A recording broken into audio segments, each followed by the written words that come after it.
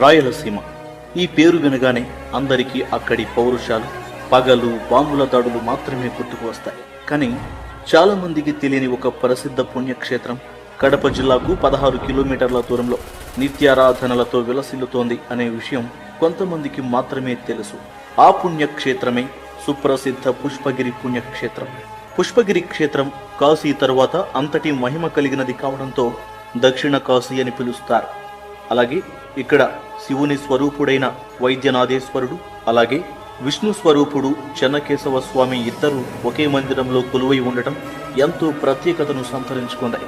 ఇక ఈ ప్రధాన ఆలయంతో పాటు సంతాన మల్లేశ్వరాలయం, అలాగే ఈ ఆవరణలోనే ఉమామహేశ్వర, రాజ్యలక్ష్మి, రుద్రపాద, యోగాంజనేయ, సాక్షి మల్లేశ్వర స్వామి ఆలయాలు మనకు సాక్షాత్కరిస్తాయి.